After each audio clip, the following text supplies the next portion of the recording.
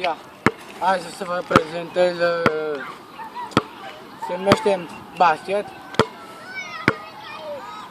Să vă spun câteva lucruri despre hobby-ul nostru care ne place nouă să jucăm basket. Basket ajută la înălțime, la mărimile fizice și bine, înălțimea la fel. Depinde depinde să jucați mult cât puteți.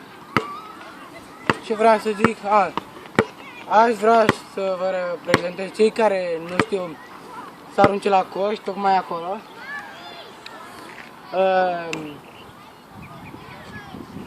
Cei care vor să știe, să află și cum să aruncă.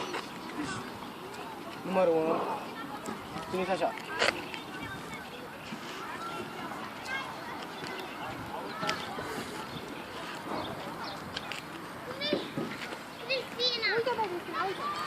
Numărul 2.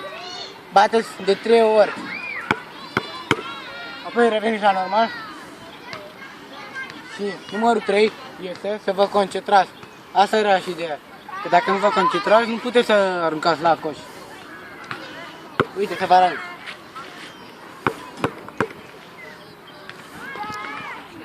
Vezi, nu m-am concentrat foarte mult. Asta era și ideea. Vedeți cum? Deci mai facem o dată.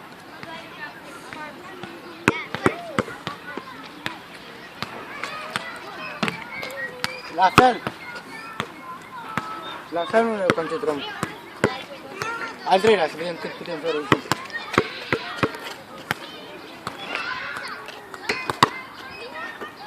Vedeți? A ieșit foarte fâș. Așa trebuie să aruncați voi. Să vă arăt temele pe care vreți să le învățați. Nu prea neapărat să ajungeți voi la antrenament sau ceva de genul. Deci asta se numește între picioare. Așa.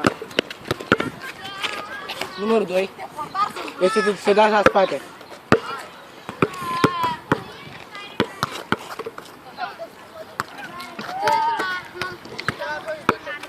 Am aruncat foarte bine. Deci, de exemplu, așa.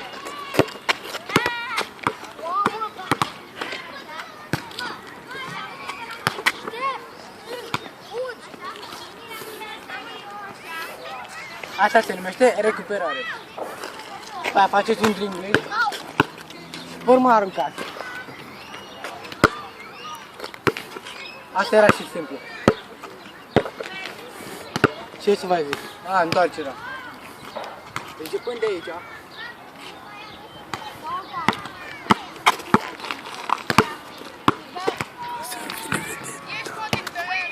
Tot recuperare. Faceți un dribbling câte 3 și atunci aruncați așa. Se numește înceietura mâinii. De exemplu, uite așa. Aruncați și faceți așa. Se numește înceietura mâinii.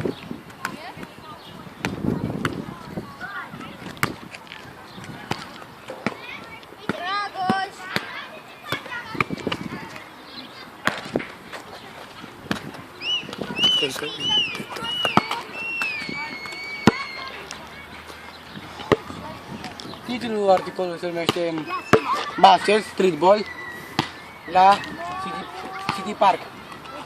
Parcul Tăbăgăriei. Să vă arăt încă o dată. Deci, 1. Stați într-o poziție normală. 2. Bateți de 3 ori. Opriți după aia. 3. Concentrare. Și al 4-lea este să aruncați în mod normal.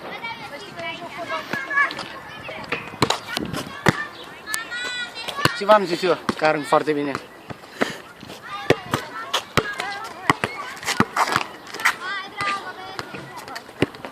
Recuperare.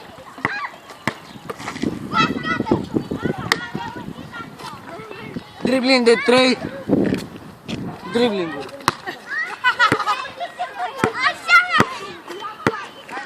Sfârșit!